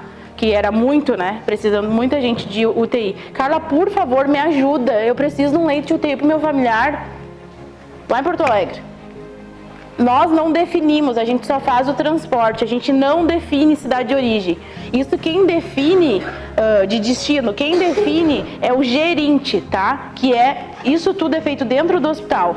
Médico da emergência que tá com o teu familiar ali, ele vai cadastrar o teu familiar no gerente. E o gerente é como se fosse uma regulação, vagar um leito, né? Que vagar um leito, ele vai ser avisado, o hospital, e o hospital aí sim vai ligar para o 192 e vai pedir o transporte pra gente. Momento que entra no meu chamado, o transporte sempre vai entrar, número do chamado, médico regulador, o nome do paciente, uma breve história da doença, né, do diagnóstico desse paciente, como ele está dentro da emergência, tá? Para a origem, né, e o destino. E o nome do médico, que às vezes tem, às vezes não tem, né? Às vezes é emergência. No momento que entra esse transporte para nós, a gente vai para dentro da emergência de imediato, tá? A gente não fica fazendo hora dentro da base, a gente vai para dentro, entrou o chamado, a gente sai para emergência. Só que a gente avalia o paciente antes de sair de dentro da sala amarela, da sala vermelha. Nós temos os médicos para isso, os enfermeiros, a gente vai avaliar o paciente. Se ele não tiver em condições de transporte, não vai ir. A gente pode negar esse transporte por isso, porque a gente não vai botar em risco a vida de uma pessoa só para dizer que fui até a esquina. Não, eu vou levar. Que nem já teve muitos casos de familiar nos xingando. Por que tu não vai levar nosso familiar? Por que tu... Gente, eu preciso que... Gente, ele não tem condições de transporte. Se a gente botar ele dentro da ambulância agora, ele vai morrer. Tu quer que ele morra? Agora ele tá vivo porque ele está assistido. Ele não está estável para transporte. Então o SAMU nunca vai levar um paciente. Mas vocês não atendem gravidade, então vocês não vão... Não é para isso que o SAMU serve? Para paciente instável, sim, paciente instável que tenha condições de transporte, que não vai piorar e vai morrer nas nossas mãos, entendeu? A gente nunca vai botar em risco a vida de uma pessoa, jamais. Casos que oferecem riscos, tá? que é briga de família, que a gente tem que acionar o Bravo, que é a Brigada Militar, para nós entra como Bravo, tá? E bombeiros. Vou falar de Bravo. Não, isso é depois que a gente socorre, que a gente leva para dentro do hospital. Mas não é só quando a gente socorre, tá? Paciente com insuficiência renal aguda, paciente com insuficiência cardíaca, esses pacientes que já estão dentro do hospital, que agravaram, e que vocês sabem que em Rio Pardo a gente tem uma sala amarela com 3 leitos de UTI, né? Tem os leitos de UTI, é uma mini UTI. Nós não temos uma UTI para o paciente ficar internado em Rio Pardo. A gente tem uma UTI para estabilizar, para a gente poder transferir para uma UTI mesmo, tá? Que ele possa receber um tratamento aí. É do transporte. É diferente do atendimento que a gente recebe. Eu achei que tinha ficado claro. Jamais pode negar o atendimento que a gente recebe via Smart. Hoje o nosso hospital é de média complexidade, ele não é de alta complexidade. Isso para todas as especialidades. Cirurgia, um AP, tá? Que tu sabe que vai agravar um paciente, sei lá, grave, idoso, entendeu? Que tu sabe que depois do pós-operatório ele pode vir a piorar. Tu jamais vai fazer em Rio Pardo. Quer dizer, o médico de Rio Pardo ele não vai fazer, porque ele sabe que esse paciente pode precisar de uma sala amarela, ele pode piorar, ele pode precisar ter que se recuperar, fazer o pós dele dentro de uma UTI. Então, mas isso aí é um outro assunto, tá? Mas o transporte que eu falo é desse paciente que está dentro da sala amarela, para outro município. Os casos, então, que oferecem riscos à equipe, a gente sempre vai acompanhado do Bravo. Vou falar do Bravo nesse momento, que é a polícia. Para nós é Bravo, tá? Por exemplo, briga de família, ferimento por arma branca, ferimento por arma de fogo, surto psiquiátrico, esses todos. Quando entra o chamado para nós na base, ele vai entrar já dizendo, pedir apoio do Bravo, tá? E nós não temos autorização, tá, da regulação se eu não sair com a brigada militar já junto com a gente, porque é a brigada que vai sair primeiro, tá, nos escoltando até esse atendimento. Eles vão descer nesse atendimento, eles vão fazer a avaliação de cena e aí eles vão nos dar o ok, podem descer, tá? E se algum dia eu estiver num atendimento e eu ver que ele está correndo risco, que está oferecendo risco para minha equipe, eu posso sim me retirar de cena, tá? Liguei porque o meu familiar, eu sei, familiar geralmente hipoglicêmico, que às vezes ele fica meio agressivo, tá? Se ele tiver, né, a gente não vai pegar força, nem a gente não pode, paciente, eu não posso forçar ninguém a ser atendido pelo SAMU. E o momento que ele oferece risco à minha equipe, eu posso retirar minha equipe de cena, eu só vou comunicar a regulação, tá? Bombeiros. Os bombeiros, eles podem estar com nós. Capotamento. O paciente ficou preso em ferragem. Quem vai desencarcerar, né, é o bombeiro. Ele vai liberar a cena para mim, é o bombeiro. Cena com fio elétrico. Fio elétrico, gasolina, o que mais? Pode falar, bombeiro. Qual é os riscos aí? Eu tô meio engasgada. O Corpo de Bombeiros, quando é acionado, o Corpo de Bombeiros garante a segurança da equipe do SAMU em cena. Além da nossa segurança, além da segurança do paciente, os bombeiros garantem a segurança do SAMU para trabalhar. Os bombeiros vão estar nessa questão também de sinalização, a primeira avaliação que a gente faz de segurança de via, também é auxiliado ao SAMU, questão da balia de sacrifício, com cones, já começa antes da chegada do local, né? E esse risco, o paciente preso em ferragens, né? O socorrista, o enfermeiro, o técnico não vai simplesmente entrar no carro. Ele pode entrar, pode ter risco de desabamento, risco de se cortar em uma ferragem. A gente garante a segurança do pessoal do SAMU chegar. Mas vocês não vão ver, tá ali os bombeiros trabalhando, depois vai trabalhar o SAMU, não. A gente consegue trabalhar em conjunto. Duas equipes juntas, em conjunto. No mesmo momento que a gente está garantindo a segurança do paciente, eles estão fazendo aquele primeiro atendimento dentro do carro.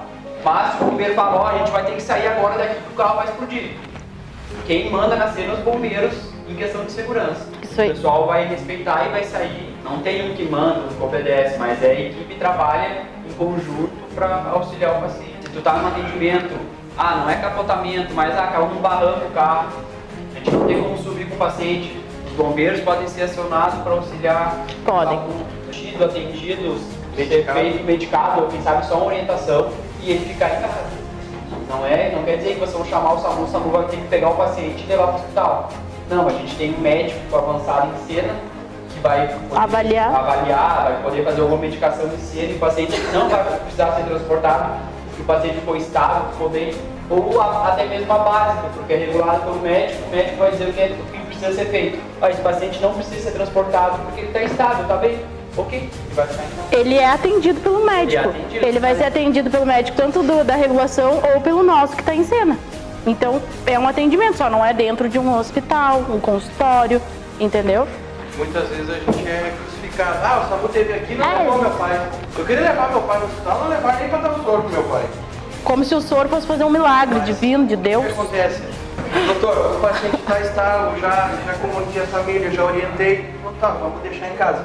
Até porque a gente sabe da situação real do nosso hospital hoje, ultimamente até, está super lotado, às vezes chega lá não tem onde botar o paciente e a gente justifica a família, ó, procura o posto de saúde, procura o médico que acompanha, porque tu tá querendo ou não, a gente levando um familiar pra gente, a gente tá levando para um lugar de risco. O que é um hospital?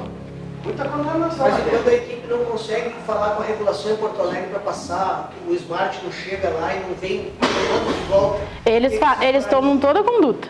Os técnicos de enfermagem são heróis. A gente tenta contato com o médico da base, se não consegue também. Não, gente, agora aproveitando, 60% dos nossos atendimentos em Rio Pardo, eu não sei se até não mais, você sabe que Rio Pardo ele é grande e grande interior, né? Então é 60% interior. Cara, quantas vezes chega chamado pra nós que é quase cachoeira, paixão, humanidade, humildade, tá? E sempre lembrar que podia ser o teu familiar, podia ser tu. Trate sempre como se fosse o teu familiar, como se fosse teu filho, teu padrinho, sei eu. Mas faça um atendimento que tu gostaria de receber. E a gente sai e nunca sabe o que vai atender. Pode ser uma parada, pode ser um parto, pode ser qualquer coisa. A Bia sai para atender qualquer coisa. Exatamente. Nunca sabe o que vai atender. E é tu e o condutor. O chamado é muito dinâmico. Às vezes a gente recebe uma coisa no smartphone ali. E é uma coisa... É tal coisa aqui, tu chega lá, a situação, pelo tempo que a gente demora, às vezes 15 minutos para chegar, 5 minutos, mas a situação evoluiu. Né? O paciente que estava com falta de ar, ele pode já estar numa parada respiratória. Então, assim, ó, tudo evolui. Então, assim, muito muda. Então, às vezes, tem que tomar decisões muito rápidas. Gente, então aqui, só para terminar essa parte, a gente ir para a última parte. Os trotes, hoje em Rio Pardo, 40% dos nossos chamados são trotes. Trotes. Vocês têm noção do que é isso? Deixar uma cidade descoberta por mera vontade. Hoje eu tô a fim de fazer um trote pro SAMU. E deixar alguém aí que tá precisando sem atendimento, tá? Como o colega falou, o Darlan falou daquele trote que foi o pior pra mim até hoje. Que foi esse trote da Pinheiros envolvendo criança que já abala emocionalmente a gente. Que a adrenalina vem aqui, tá? Até nós se acalmar de novo, ó, minha filha. Por mais que tenha 10, 8, 5, 3 anos de SAMU, a pessoa que embarcar e ligar a sirene, embarcar na ambulância e ligar a sirene, dizer que não sente adrenalina, tem alguma coisa errada. Tá com... Ou tá profissão errada, ou já passou do tempo. Ou já deu, né, filho? Pode... Por mais simples que seja. Mas Deus livre. Chamados não urgentes. Por que eu vou falar sobre isso? Porque agora não vou me lembrar mais quem falou, tá? Da nossa emergência super lotada hoje. E se vocês forem ali, óbvio, né, gente? Quando a gente tá ruim, quando a gente tá com gripe, com dor de barriga, a gente sempre acha que o nosso problema é maior que o de todo mundo. Só que não, tá? Porque hoje a nossa emergência em Rio Pardo, ela tá super lotada por muitos chamados não urgentes, tá? Muita coisa que poderia ser resolvida em posto de saúde. Digamos, tô com dor lombar há 15 dias. Eu fico esperando em casa. Mas vai passar 15 dias, tá? Aí, óbvio, né? Vai chegar uma hora que vai estar aqui. Só que nesses 15 dias tu poderia ter procurado teu posto. E aí, óbvio, naquele momento de dor ali, de aflição, tu vai achar que tu tá gravíssimo, né? Dentro da nossa emergência hoje, eu vou nem tinha que estar entrando nisso, mas vou entrar. A gente tem uma classificação de Manchester, que eu acho que todo mundo tem, uma classificação de Manchester adaptada, né? E esses chamados não urgentes, tá? Como eu sempre digo para quem eu converso, pro familiar que eu pego, pro atendimento que eu vou, gente, vocês avaliem Às vezes a gente chega numa casa, tem 5 carros, e eles chamaram nós, pra uma dor de barriga. Não é que eu não esteja dando importância para isso, mas, poxa, tu poderia ter levado teu familiar tá luz, tá orientado, a gente vai avaliar, é esses casos que muitas vezes ficam em casa, que a gente avalia sinais vitais, né, que vocês sabem, que é pressão, saturação, frequência cardíaca, frequência respiratória, HGT, temperatura. Se isso aí tiver o Glasgow, né, óbvio, não vai ver isso, Deus o livre. Então, tem muito paciente não urgente que vai para dentro da emergência, que nem a gente leva o paciente até a amarela ou a vermelha de um hospital, tá? O nosso caminho é esse, amarela e vermelha. Só que dentro da amarela tá tendo uma parada cardíaca, tá tendo uma intubação, tá tendo uma criança, sei lá, sendo entubada, tá? Um infarto ali do lado. Paciente que não é grave vai ser largado dentro dessa sala. Ele vai estar exposto a um estresse. Estresse. Aí volta no que eu estava falando. Por isso, muitas vezes, o paciente fica em casa. Porque não tem por que ele ser exposto a um estresse, tá? Um ambiente estressante. Ele não tem por que ser exposto a isso. Ele não tem por que ficar exposto a vírus. Todos os tipos de vírus. Hoje a gente está vendo aí como é que é o nome mesmo? Esqueci. Coronavírus, tá? Mas não existe só esse vírus, gente. Não existe só esse. Existe... Dentro do hospital, eu não sei nem te falar quantos que a gente está exposto. Tá? Então eu vou explicar um pouquinho como é que funciona o chamado do SAMU, bem rápido e bem resumido, tá? Então, como eu já disse, a nossa central de regulação fica em Porto Alegre, tá? Não temos, mais uma vez, eu vou frisar bem isso, tá? Pode me chamar de chata. Não temos telefone fixo dentro da base do SAMU de Rio Pardo. Não temos. Toda ligação do SAMU, no momento que tu diz alô, ela é gravada. E eu digo isso não somente de quem liga, popular que liga, mas também de toda a nossa ligação, toda a nossa conversa de equipe e regulação. Primeira pessoa que vai atender vocês é um TARM, tá? É um técnico auxiliar de regulação médica. Esse TARM, ele vai fazer perguntas de localização e identificação. Ele vai perguntar teu nome, a tua idade, o teu endereço, tá? Referência do teu endereço. Ele vai ouvir, meu endereço é Andrade Neves. Referência, senhora, perto da Imequinha, tá? Isso ele faz por quê?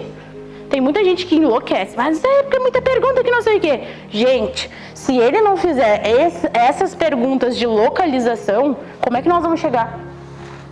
É que muitos chamados entram para nós assim, ó, de interior principalmente. 40 quilômetros da cidade, Albardão. Não sei eu se é 40. Não, sei eu quantos quilômetros que é. Mas tipo assim, entra assim, 40, Albardão, 40 quilômetros da cidade. Primeira vaca à esquerda, segundo terneiro à direita. Tá? Não é? Rincão Del Rey. Aqui no Rincão, liga porque a gente tem uma... Quando a gente não acha o endereço, a gente pode fazer uma ligação pro SAMU e fazer uma conferência telefônica. O TARM lá de Porto Alegre, ele consegue passar a ligação para nós. Pro solicitante. Aqui no Pardo. Aí que nem isso. É aqui no Rincão. Tá, senhora, mas aqui no Rincão aonde? Aqui no Rincão, aqui na curva. Perto do Joãozinho.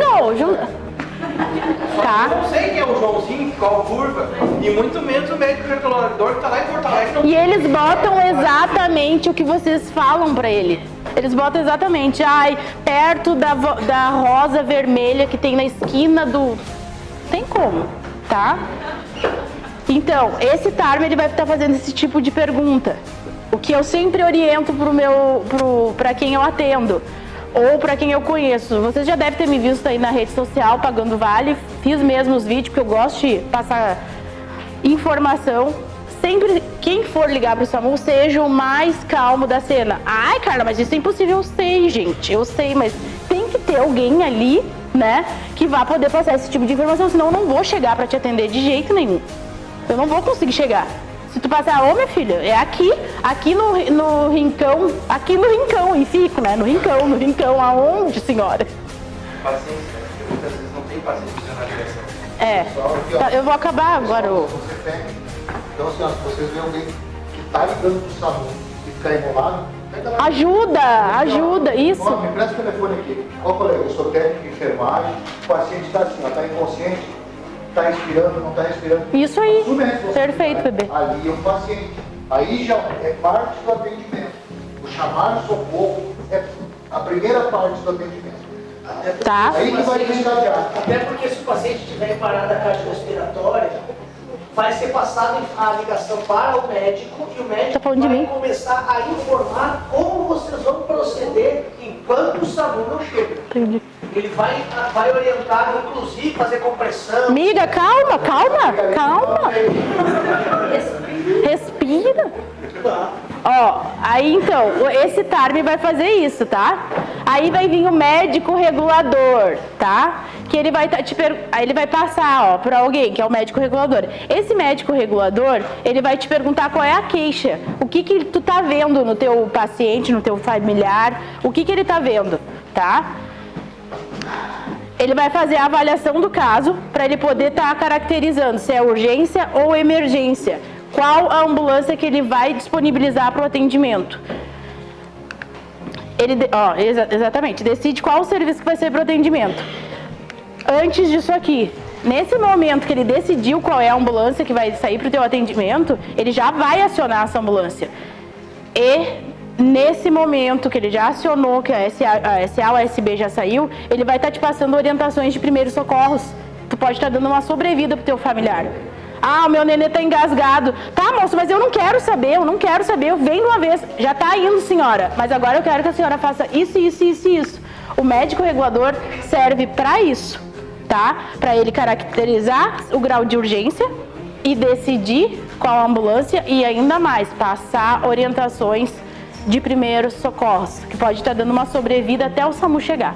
Porque como o colega tinha dito, a gente tem um tempo de ouro que é de 6 minutos. Tu acha que eu vou chegar em 6 minutos no Bordão? Tu acha que eu consigo atravessar o trevo aqui a 1h da tarde em 6 minutos para chegar na Boa Vista?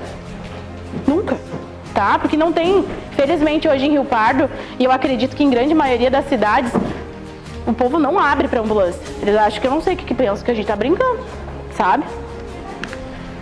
Então, depois disso vai aparecer, que não é o nosso caso, tá, gente? A gente só tem um hospital em Rio Pardo, mas isso acontece em Santa Cruz. O chamado, depois que é feito o chamado, ele é passado por um operador de frota, que ele vai estar decidindo aí.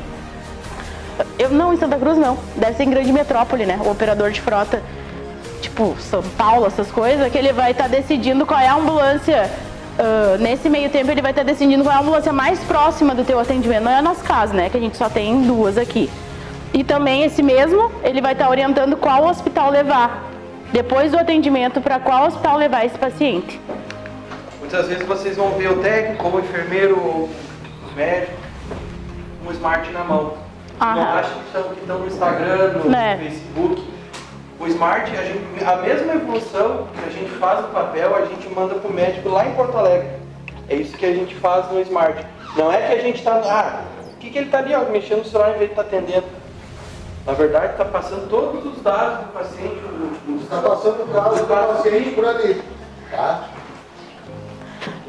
Então aqui, tá, é uma corrente que a gente chama. Ó, tu liga para o 192, o primeiro atendimento é do TARM, depois a regulação médica, o empenho e o atendimento. Não é bem assim que acontece aqui nessas últimas 2 partes, tá? Nesse momento o médico já manda uma ambulância. Quando que eu devo chamar o SAMU? Tá? Aqui tem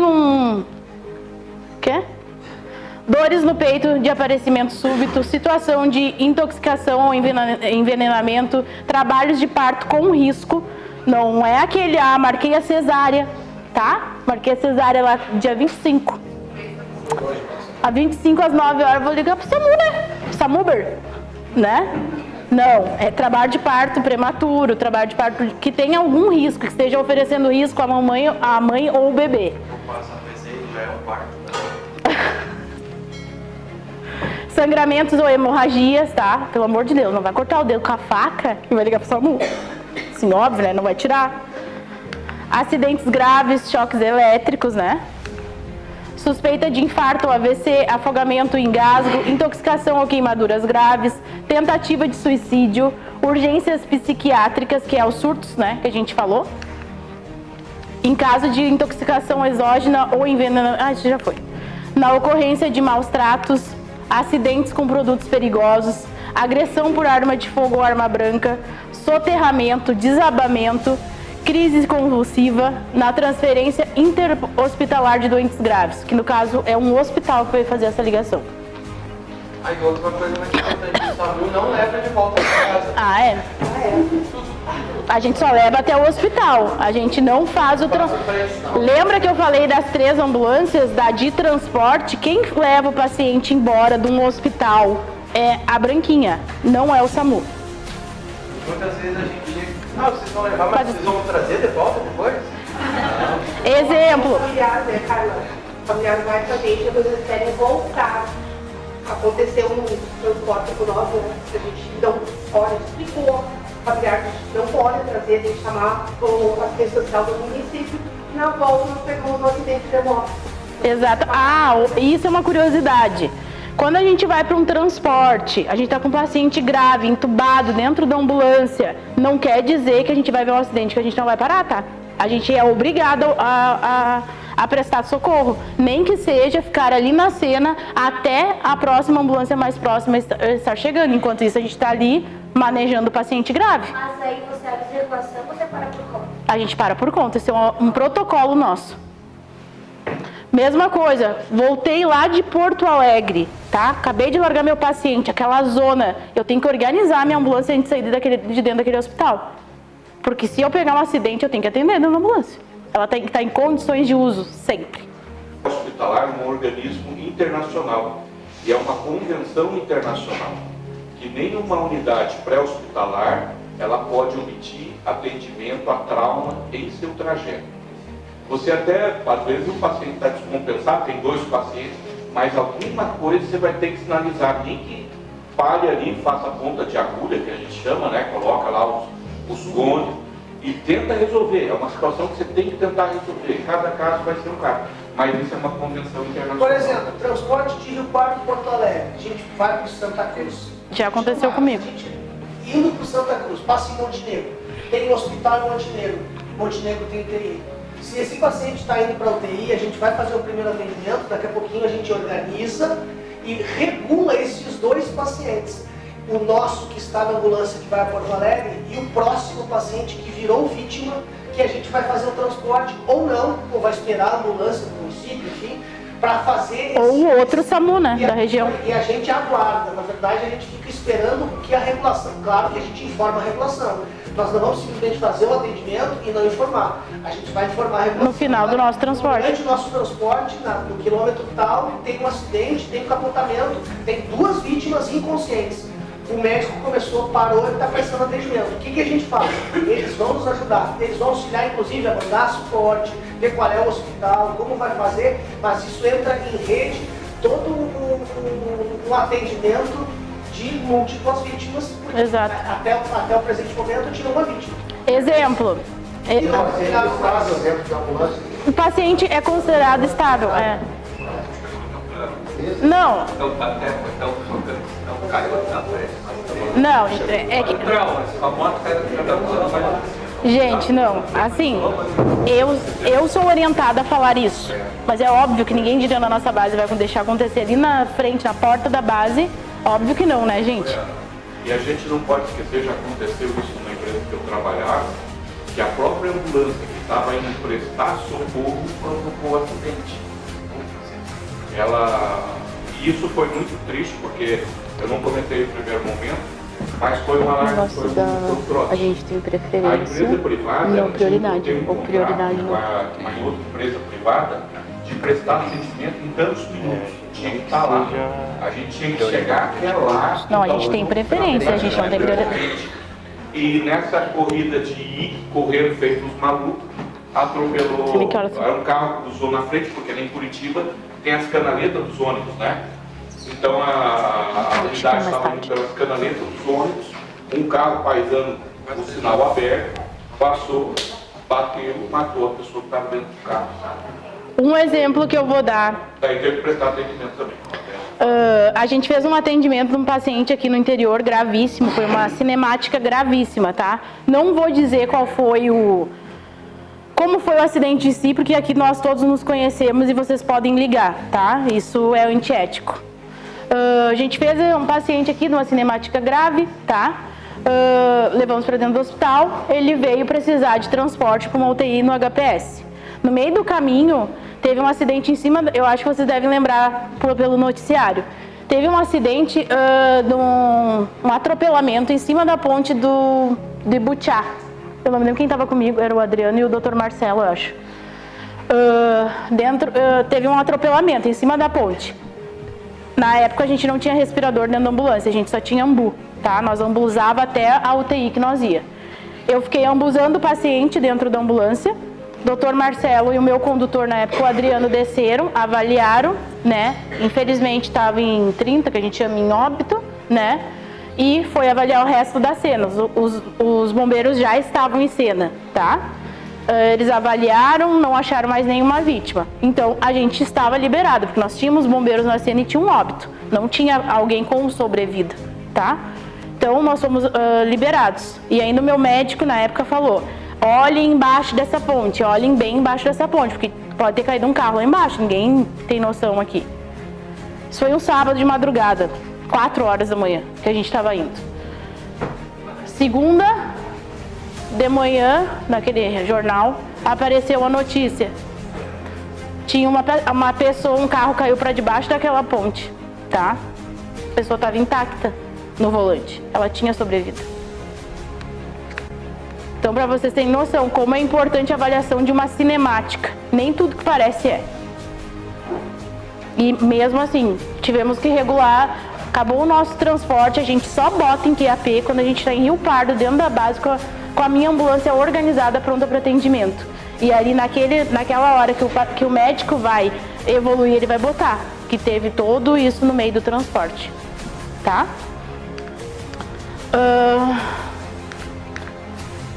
Quando não chamar o SAMU. No transporte para realização de exames, que foi o que eu falei, branquinha para isso.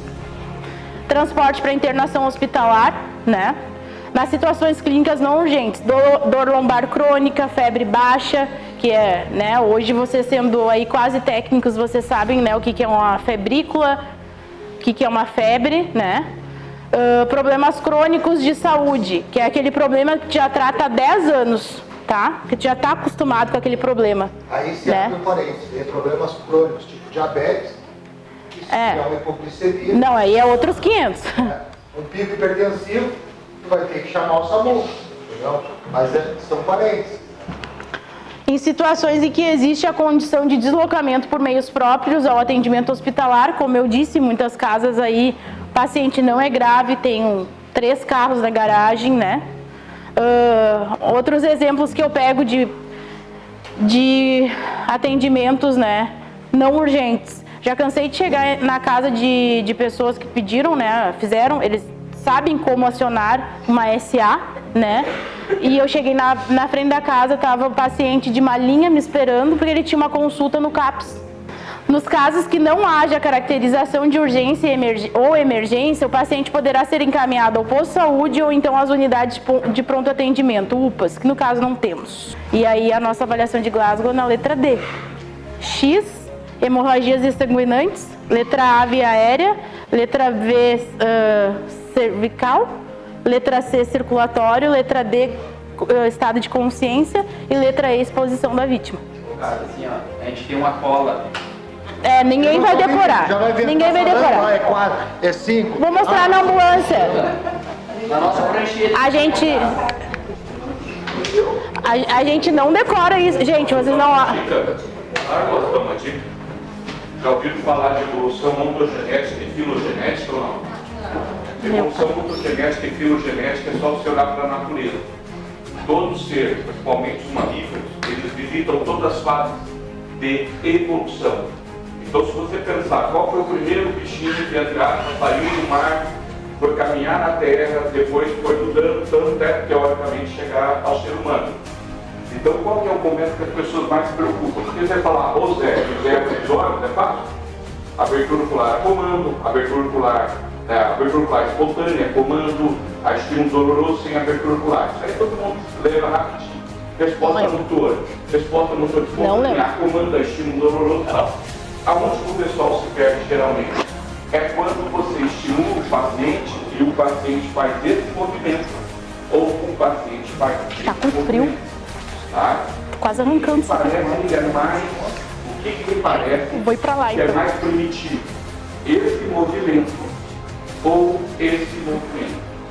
Arrisca dizer, a cobra, ela é lisa, o sapo, ele tem o bracinho curvo ali, não é?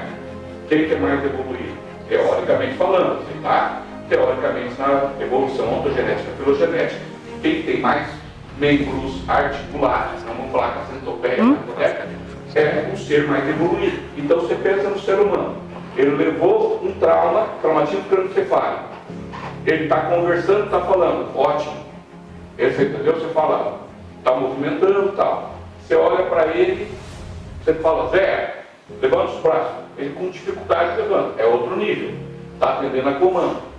Daí localiza estímulo doloroso, é outro comando, é outra notinha. Mas enquanto você faz um estímulo doloroso, seja mamilo, seja externo, e o paciente faz isso aqui, como ele é um ser mais evoluído, ele é decorticação, que é a parte mais externa do cérebro. Tipo isso, centopeia, cobra, sei lá. 3, ele faz o movimento de celebração. É onde o pessoal se perde. Colega, como é que é teu nome? Andrei. Vou te dizer, o doutor, é por isso que ele tem o CRM e eu tenho o Corém. Eu não consegui decorar, eu tenho 10 anos de enfermagem, eu não consegui decorar. Eu preciso da cola. É onde o pessoal se perde. Porque a abertura ocular, a resposta verbal é fácil. O problema é a resposta motora. E só guarda isso. 1 não se mexe.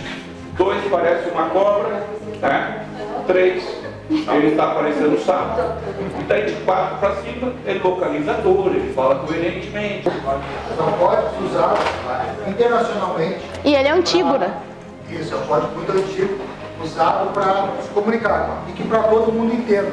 Então quando a gente entra no SAMU, a gente tem lá umas colinhas lá e o cara vai decorando. QAP, na escuta, QSL, entendi.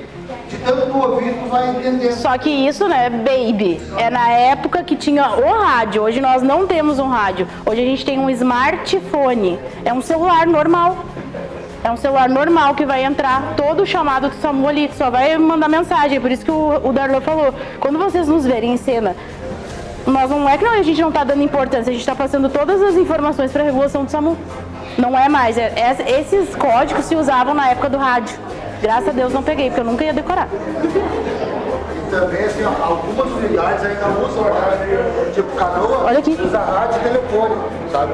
Porque eles se perdem muito na comunicação. E aí, assim, ó, como o regulador, ele atua em todo o estado, ele vai atuar para a cidade que está usando rádio, para a cidade que está usando telefone, né, o smart. Então, assim, ó, e fica na massa ali da gente falar, assim, mas esses códigos não tem muita importância para trabalhar na área. Não. Isso vai, com o tempo, vai ser que nem as terminologias que a gente acha assim, ó. É muito difícil, e daqui a pouco tu tá falando só terminologia. Exatamente, sem querer. Até porque em Rio Pardo é a nossa realidade usar rádio. Isso aí é usado mais para Porto Alegre, cidades maiores. Se tiver. Mais unidades, aí eles conseguem fazer uma comunicação. Mas nós é tudo via smart. Antigamente era rádio, contanto que dentro das nossas ambulâncias, todas as ambulâncias que vêm do estado, ela vem com rádio. Mas tem que se manter calmo para passar tudo aquilo que eu falei no chamado do SAMU. Eles vão te perguntar se está consciente, não inconsciente, está respirando, tá? Ó, sinalize a via com triângulo de sinalização ou materiais alternativos como galhos de árvores. Misericórdia, isso vai me cegar. Não toque nas vítimas, tá? A não ser que esteja habilitado para isso, tá bom? Verifique a quantidade de vítimas, o estado de consciência delas e se alguma delas está presa às ferragens. Isso tudo importa na ligação, porque eu sei que eu vou, quando ver, já aciono os bombeiros juntos. Ligue para 192 e siga as orientações do médico regulador, aquilo que eu já falei. Em caso de acidente com motos, nunca retire o capacete da vítima. No máximo, abrir, como é que é o nome? A viseira. Os mais comuns é o AVC isquêmico e o hemorrágico, tá? Pode ter como sintomas, tá? Um AVC aí, pode ser um AVC. Dor de cabeça intensa, do nada, tá? E constante. Boca torta. Formigamento ou perda de força motora. Eu geralmente decorei os sinais de um AVC antes de trabalhar dentro do SAMU mesmo, porque eu sempre fui apaixonada pelo SAMU, lá no meu tempo de acadêmica. Fazendo estágio aqui na emergência, eu decorei como? Pela palavra SAMU, tá? O S, quando tu vê que pode ser um AVC, tu vai pedir para essa pessoa sorrir. Ela tá torta, tá? O A do SAMU, tu vai pedir para ela te abraçar. Tu vai ver que ela, ou ela não vai levantar um lado, porque ela vai estar com hemiparesia, tá? Ou tu vai ver que ela não tem força. O M, tu vai pedir pra ela cantar uma música. Só que não é falar, né, gente? Mas pra tu decorar música, M, música. Vai começar com fala arrastada, fala embolada, ou daqui a pouco não fala, tá? Se tiver esses 3 sinais dessa pessoa, é urgente. Pode ligar pro SAMU. Crise convulsiva, como agir? Gente, olha só pra... Eu não sei o que vocês estavam com ideia de quando o SAMU viria aqui. Eu não vou passar um treinamento, tá? Eu vou falar mais ou menos o que a gente faz até o serviço móvel de urgência chegar, para dar uma sobrevida para esse paciente, tá bom? Crise convulsiva. Como agir com uma crise convulsiva? Agora, o colega de vocês começou. Mais importante, gente, pensem, todas as vezes que eu tô te perguntando sobre um AVC, sobre uma convulsão, sobre um acidente, nunca esqueça, depois que vocês... Perfeita a tua colocação, tá? Por final, ligar pro 192 ou, neste meio tempo, pedir para alguém que está contigo fazer essa ligação. Então, uma crise convulsiva, tu vai lateralizar a vítima, tá? Tu vai afastar todos os objetos que ela possa vir a se machucar, frouxar as roupas, se tiver cinto, né? Como é que fala? Manta, entrouxada. Não deixar ela sozinha e, se possível, conte o tempo de duração da crise para tu tá podendo informar pro socorrista do SAMU, tá? Isso é muito importante. Jamais colocar objetos na boca dessa vítima e nem a mão, pelo amor de Deus, que a força que uma pessoa com a crise convulsiva tem é absurda.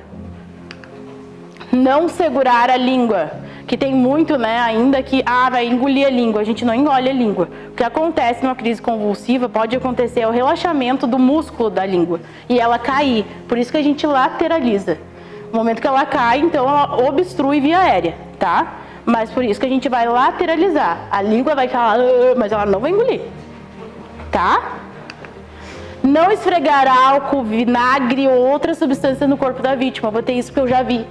Cheguei, tava álcool, vinagre, cachaça e um monte de coisa. Pra vir, né? Que antigamente...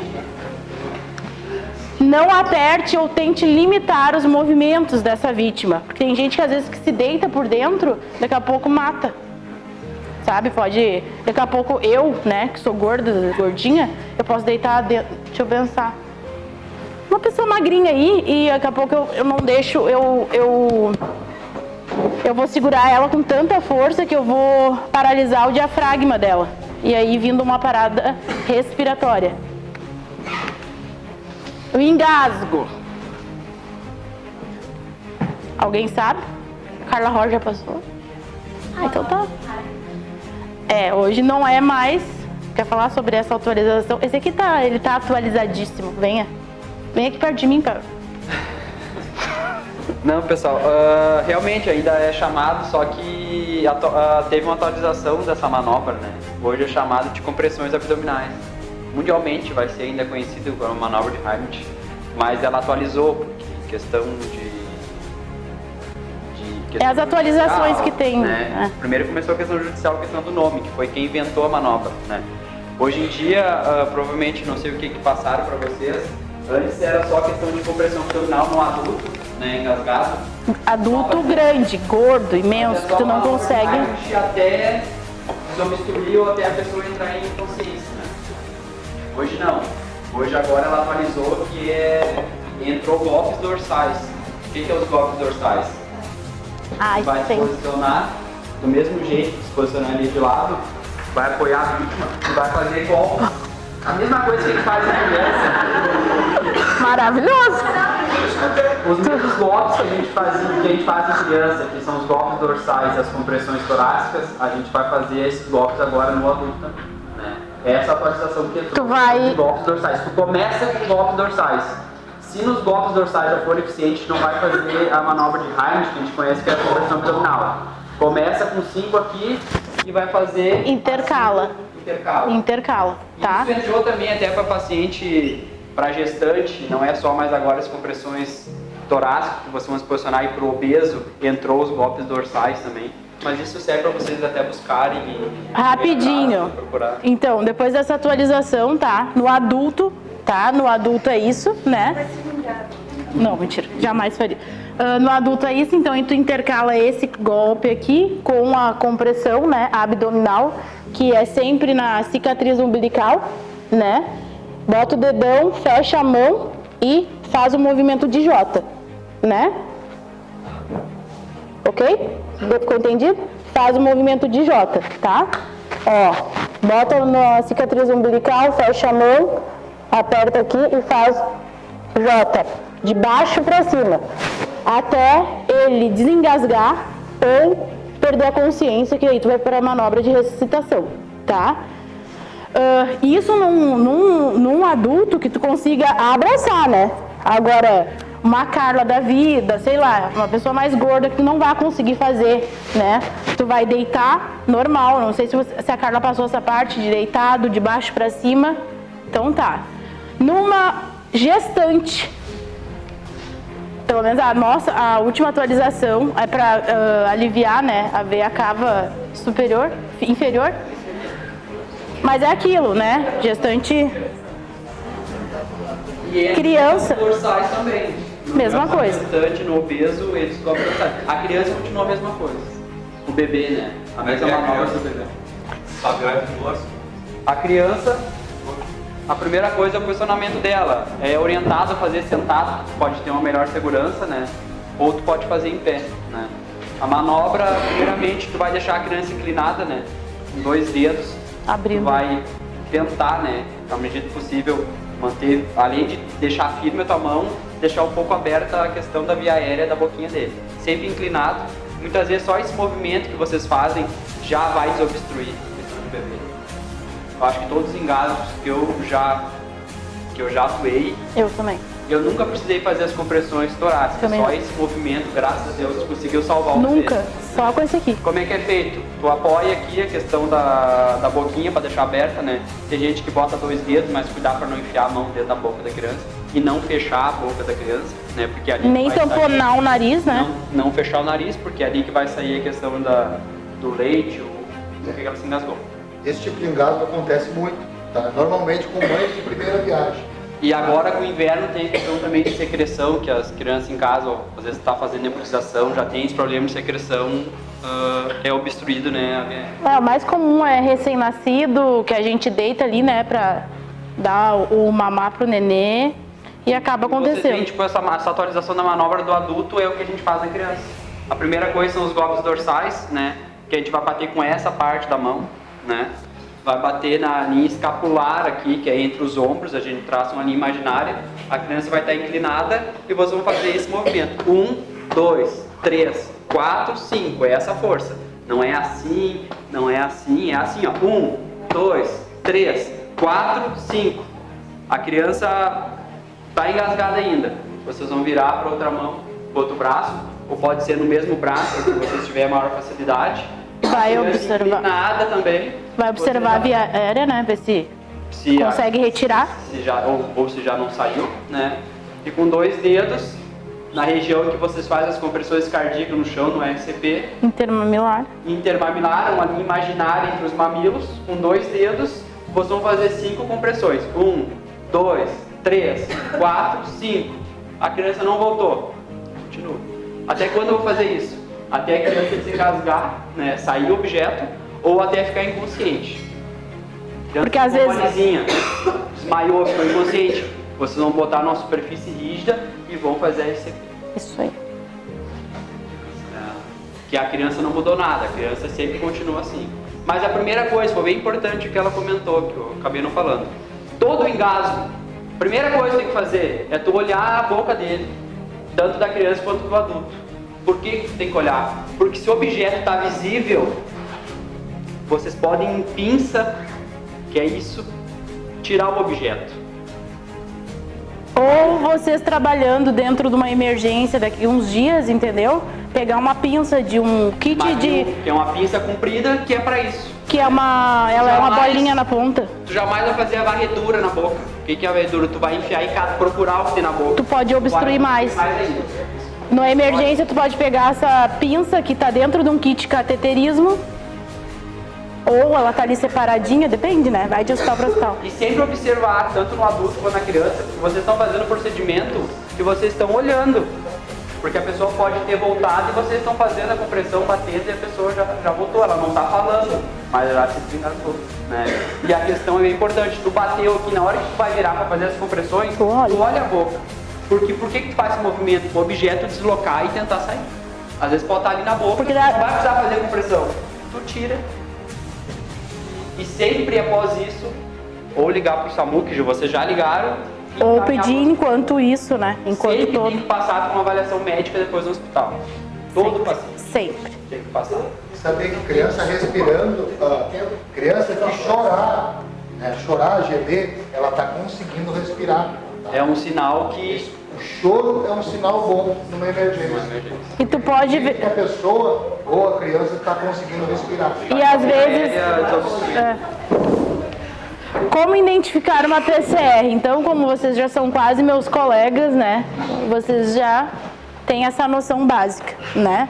Mas o leigo seria ver e sentir, não ver pulso, tá? É ver e sentir, ver se ele tá falando, sentir, ver se tem movimento respiratório e ver ali, né? Se tem alguma coisa. Não tem certeza, inicia a RCP, tá? Inicia a compressão, massagem cardíaca e SAMU. Gente, quero agradecer, tá? A paciência, eu sei que ficou extenso, mas SAMU é um assunto bem complexo, que a gente passou só um pedacinho, tá? Agradecer de verdade a disponibilidade e a atenção de vocês. Quero deixar aberto aqui, Michele, muito obrigada, eu amei, tá? Eu espero, vocês me desculpem qualquer coisa, eu não tenho a didática, tá? Lauro, muito obrigada, Michele, ao Cesurg, aos meus colegas que estão hoje aqui, que eu vou sempre encher a bolinha deles, tá? Eles são, hoje a gente tem em Rio Pardo uma equipe de alto nível, não é porque eu faço parte do SAMU. Eu, sempre que eu fiz, desde quando eu estava na faculdade, eu fazia estágio voluntário no SAMU, porque era o meu sonho. E hoje eu tenho o maior orgulho de fazer parte dessa equipe, porque eles são extremamente competentes, todos eles, para estar garantido a vida em cena de qualquer riopardense. Tá? Muito obrigada, IB Saúde, por me dar toda a minha empresa, né, que hoje a gente é terceirizado pela IB, são meus chefes aqui. Muito obrigada pela oportunidade, por todo esse aparato que eu nunca tinha. E quero dizer para vocês que a porta do SAMU as portas do SAMU estão abertas para quando vocês quiserem ir lá na base visitar, conhecer a ambulância, tirar dúvidas. Alguma dúvida, qualquer coisa? A gente tá aqui, a gente é todo mundo colega, tá? Não tem nenhuma divisão e eu tô sempre disponível. Qualquer dúvida, qualquer coisa, pode bater lá na base. Eu faço 8 horas de segunda a sexta, tá? Meus colegas estão lá, a base não para, é 24 horas. Quando vocês quiserem ir lá, vai ser o maior prazer em receber. Na questão da contenção hemorrágica, a gente percebeu que nas unidades tu participar, todo mundo sabe mobilizar, todo mundo sabe uma série de coisas. Mas na hora que entra um lugar em choque, aí às vezes não se sabe a melhor conduta. Então esse curso vai ser no mês que vem, tá? Para todas as nossas unidades, e eu vou mandar o convite para vocês participarem, ok? Que bom, muito obrigada. Obrigado, boa noite.